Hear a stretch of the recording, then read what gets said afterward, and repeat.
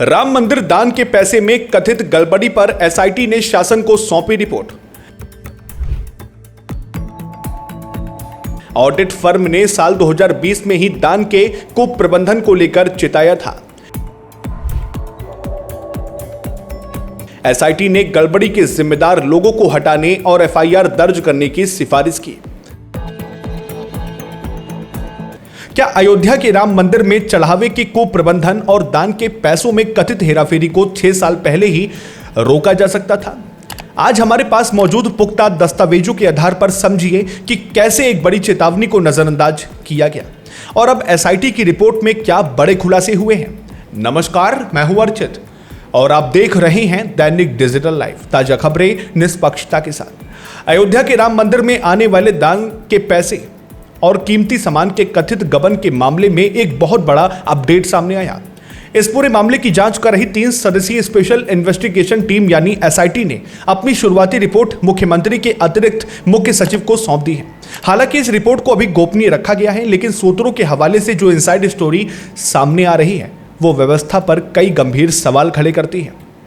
हमारे पास मौजूदा पुख्ता जानकारी के मुताबिक एसआईटी की इस शुरुआती रिपोर्ट में दान के पैसे और कीमती सामान के रखरखाव, उनकी गिनती और उसे संभालने की प्रक्रिया में भारी लापरवाही और अपर्याप्त निगरानी का जिक्र किया गया है। रिपोर्ट में उन लोगों के नामों को भी चिन्हित किया गया है जो दान की गिनती करने, उसे बैंक ले जाने और सीसीटीवी फुटेज की देखरेख के लिए जिम्मेदार थे। इस मामले में अभी तक कोई एफआईआर दर्ज नहीं हुई है, इसलिए एसआईटी ने अपनी रिपोर्ट में साफ तौर पर सुझाव दिया है कि जिम्मेदार लोगों के खिलाफ तुरंत एफआईआर दर्ज कराई जाए ताकि कानूनी प्रक्रिया के तहत जांच आगे बढ़ सके।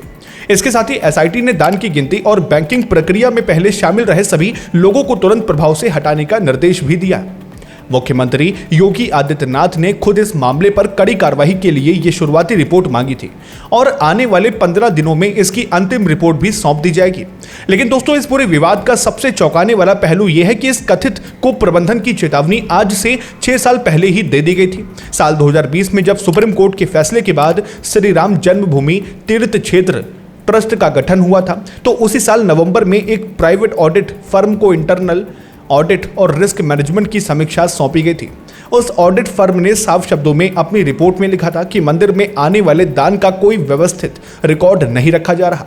ट्रांजैक्शन और डाटा एंट्री की प्रक्रिया में जांच की कोई सेकंड या थर्ड लेवल की व्यवस्था नहीं थी और पूरा सिस्टम काफी हद तक गैर पेशेवर तरीके से चल रहा था।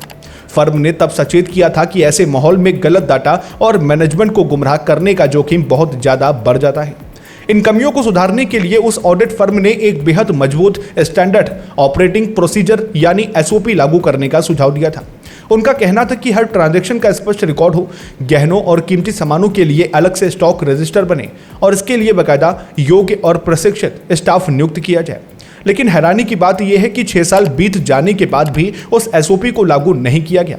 आज जब चढ़ावे में अनियमितताओं के इतने गंभीर आरोप सामने आए हैं, तो वही सवाल फिर से खड़ा हो गया है कि अगर साल 2020 में ही उस ऑडिट फर्म की सलाह मान ली गई होती तो शायद आज चंदा चोरी की ये नौबत नहीं आती।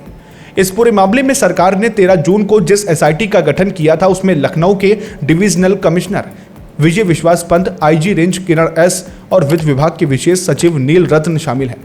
इन अधिकारियों ने लोक भवन पहुंचकर अपनी फाइटिंग सेशन को उपलब्ध करा दी है। इस मामले में आगे क्या कानूनी मोड़ आता है और किन बड़े नामों पर गाज गिरती है, इस पर हमारी पैनी नजर लगातार बनी रहेगी। फिलहाल के लिए इतना ही। लाइक करें, शेयर करें और सब्सक्राइब करें दैनिक डिजिटल लाइव को। फिर मिलते हैं एक और नए अपडेट के साथ। तब तक के लिए नमस्कार, जय हिंद, जय भारत।